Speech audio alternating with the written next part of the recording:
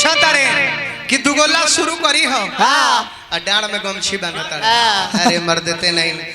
मर्दवा ही पहलवानी का हो डाड़ में गमछी बांध के तू कहतर कि अब दुगोला लड़े हो डाड़ में गमछी बांध के पहलवानी कह जाला तो डाड़ में गमछी बांध के हे पर गमछी रखी तो मऊगाही के चक्कर में तू लगा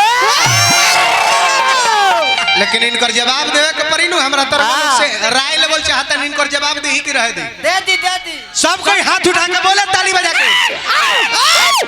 त तनी आवत त मिजाज बांध के आओ त भाई आओ त तनी आओ जल्दी जल्दी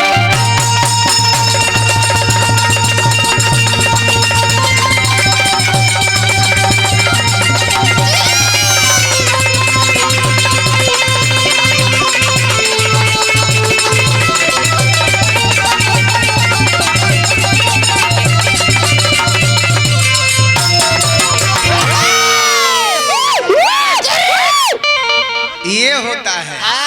मर्द का मुरेठा कपार में बंधाता है और मऊगा का मुरेठा डांड में बंधाता है ध्यान दिया जाए अरे मर देते नहीं अच्छा ये बताई ना हाय दुगोला कहता है गमछी ओढ़ के दुगोला गाई दुगोला अच्छा गमछी हई माथ पर धके दुगोला होला अरे वो लेके चले इन पिछुआरिया दुगोला गा दी त तू दुगोला गावे के चक्कर में थोड़े बड़ा ई दुगोला गावे के चक्कर में नहीं खा ना ई गमछी ओढ़ के हमरा गाई ना बाई बाई लइका माई से कहले की है माई ए भाई हे बीड़ा के बजा ई का हो एकरे के कह जाला डिश ब्रेक जे हमार द डिश ओ जा रोड के दी बहुत तरह के डिश का हो कहले का कहले हई बहुत तरह के मार द डिश ई कहले ह डिश पनिया पियल पानी पी लो चलो पानी पी ले तब तो तू मिजाजे में होइबा तब एने से तू जोर लगावा हेने से हम जोर लगावा तबे नु दुगोला गठी बिना जोर के दुगोला गठला ना गठला तार डिश ब्रेक कहिए कह के छोड़ देनी हम तू आज कहताड़ो एकरे घरी नाम धइले बइन जनतर का झटका झटका झटका धराइल बा हे बीड़ा के बजवा आ शुरू करो तनी गवनैया बाकिलाट बेंजुनाल झाल साथावा इन चले हैं इनका नाच के जवाब दी कि रहे दी हैं अब बताई ई कहत रे कि गायत्री बाबा नाचत ना रहले धोती धके ना न चले आई नाचत हमरा दल में आरले ह कि ना तो अपन बढ़िया आइल त खाली धोतिया हिला देले है आ हमारा के नीचवा जोन झालो बजावता उ का कहलो सजन तड़ का गिर ना रोको मोबाइलवा में लिख के रखले बनी कर बतावा सारा तहार लोग के नोटिस में नोट बा रह जा हां ई कहत रे नु कि गायत्री बाबा हेंग नची है अब उहे प्रदुमन भाई के नची है ताई झालवा जोन बजावता ई कहता कि हां प्रदुमन भाई फैला दी है ए बबुआ तो बच के रहिया न त अगर जो भूलो से फैलाई नहीं नु तो फिर फैलावे लायक ना फैल जाई त देखाए लायक ना रह देखावे लायक ना रह जे बत सोच समझ के बोले लो कि का बोले के बा न त लबर करे बाड़ी एको चौर न पड़े हारी बाहर कलाकारी ये तार दुगोला हो लेकिन नाच के जवाब नाच से देवे के बा हे बीड़ा के बजवैया आ शुरू करा तनी गवनैया बाकिलाट नाल झाल बेंजू साथावा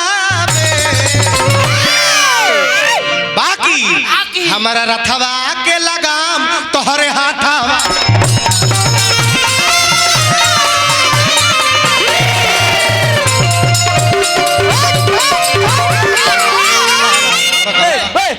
अरे छेछरा बेयास बाणे हो बहुत छेछरा बारे मोर अच्छा इहो नाचत हमरा दल में आरले हां सब कोई देखला खनु आ रहले हनु तो कलाकार के माने का हो तू ओकरा के कुछ बोलले बाड़ा त भरोसा रख कि वो कुछ बोली तू कुछ कइले बाड़ा त वो कुछ करी है जे देवेला ओकरा के देवता कहल जाला आ जे लेवेला ओकरा के लेवता कहल जाला आ दोनों के बीच से जौन आवेला जाला ओकरा के असली नेवता कहल जाला। तो जब तू नाच के अइला ह त हमरा कोनो दिक्कत ना भइल। तू नाच के अइला ह त हमरा कोनो दिक्कत ना भइल। काजी पंचे सब कोई हमर बात सुनता तनी बैठ जी ब्यास जी तेरे वो जगह ग्रहण करी इनकर व्यवस्था देवे के तै से 2 मिनट भैया प्लीज 2 मिनट बैठ जाई हम ब्यास बानी हमरा बुझा लगा बैठ जाई सब कोई देखला खनु इ नाचत हमरा दल में आरले ह त हम खड़ा भइनी हां ना भइनी हां हमरा कुछ भइल ह लेकिन इनका दल में हम नाचत गइनी त इ काहे खड़ा भइल खड़ा भइल रहे दा ए लोग के दमे नहीं खे तनी खड़ा खलो के कादू जाना दम बात तनी खड़ा होके फरियावलो ता हमारा रथवा के लगा तोहरे हाथवा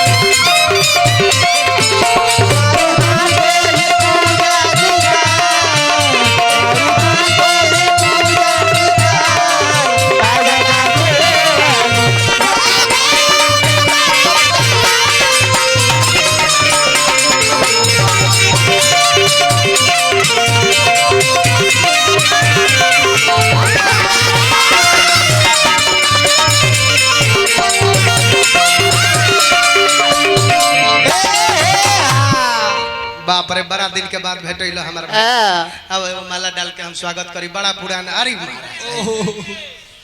चलिए पहले कुल क्षेत्र में हम ज्यादा आवत रहनी आ जब से तनी मुंबई आना जाना लाग गल है मलिकार ओ बड़ी से तनी क्षेत्र में आवल गल हमर कम हो गइल लेकिन प्यार दुलार जनता के दिल में देख तनी कि प्रदुमन परदेसी रोशन राज खातिर उतने बा केतना जतना पहिले रहे ताली एगो तनी भैया करवा सब मान सम्मान करी भगवान बना के रखस भोलेनाथ के कृपा बना रहो रुपया कौन ही नहीं हो देता तो चले अरे रुपया का तो घरे हमनी के धुआं होला भाव लागल है चलो तहरा इस लड़का के माइक में साउंड रहलो जरूरी नहीं है अब जब भाव लगी का ई डिस बरे कमरले हां लेकिन जब ले इनका ऊपर चहराम ना तले प्रदुमन परदेसी नाम कैसे कहा है मन करो तो हमरा पावर बिड़क मारे के मारी की रहे दी अरे मारी ना हमार भैया से फोन पर बातचीत भल रोशन राज जी बतौले सुरेंद्र भैया के बात विचार मतलब आता ना सुंदर लागो हाँ एहू लोग के दे दी कि अब हम का बताई एगो माला रहुओ के डालब भगवान यही तरह हमने के प्यार बनोले रखो साउर का खड़ा हो जाई पैसा ले ली दे दी सुना दी तो मन बता सुना दी मारी एगो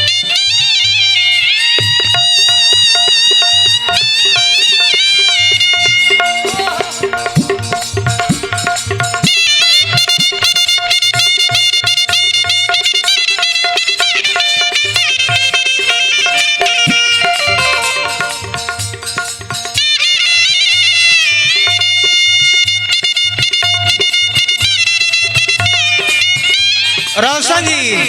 तनिता की सुरेंद्र भैया का फरमाइश बाकी रोशन जी के तकाई तो तनी मजा आई ताको डार्लिंग ताको